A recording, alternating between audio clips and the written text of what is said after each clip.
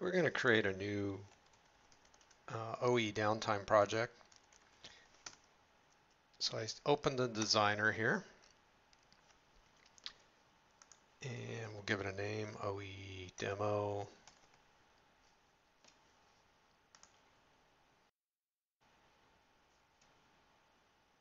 So whenever we create a new project and the MES modules are installed, we'll see this production item up here in the project browser. And we have a red square because it's actually stopped right now. But we're going to add some items to it. So production items, and the first item that you can add to it is an enterprise.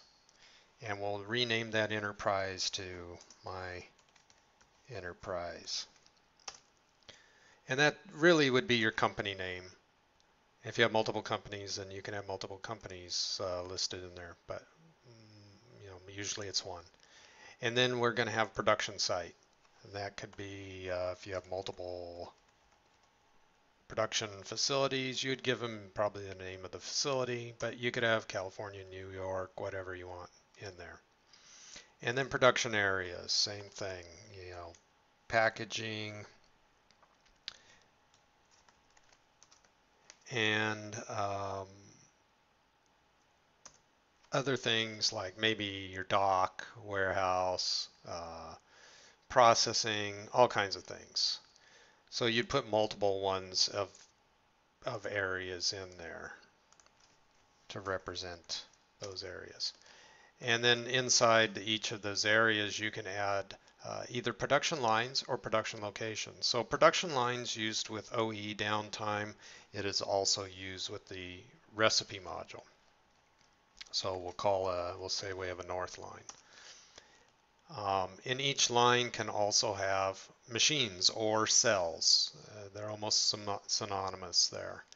And in some of the other sessions, we covered what cells are, and so I'm not going to get into that anymore here. But let's say we have a filler and we have a capper. So we can now go and configure our OE production counts, our downtime, quality information, recipe information for each of those cells. We also have cell groups. So if we want to group cells into multiple machines into a group and then refer to them by that group, we can do that. We also have locations. So location is used for SPC and traceability. So that's a place where you can take sample data from, or you can even have recipe values at a location, various things like that. But we're mainly looking at OE downtime here. So this is where you set up your production model of the lines that you are going to be tracking OEE for and the machines within those lines. And keep in mind, a machine or a line runs a given product at a time because a product has a standard rate that's associated with it. And you can't run two different standard rates and calculate the OEE all at the same time. So in those cases, you might set separate lines for each machine if you have that type of production environment where each machine is running a different product. So you have to evaluate that, and again, that was covered in other sessions. So this sets up the production model. For that to become active, we have to enable that production model. So if you have a project where you are not using the production model, or you have an old production model that you don't want used, do disable it because it does take up resources on the server to run a production model.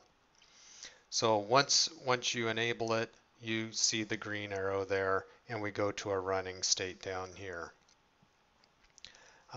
Once that is done, we can access some interesting information under the hood. If we pull open our OPC browser, we see the ignition server, OPC server. We also have a production OPC server. And here's the projects that we have. And because we're doing OE demo, I'm going to select that. And then we have My Enterprise. Okay. So that's what I typed in here. And we should have a California over here. And we do. And there's packaging in the dock. And there's our lines, north and south.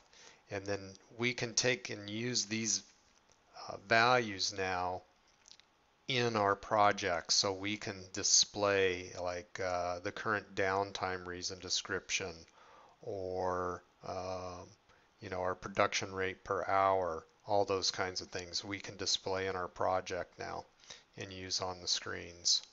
So we'll go into more on that on the next section, but this is how to set up your production model and get started with a new project.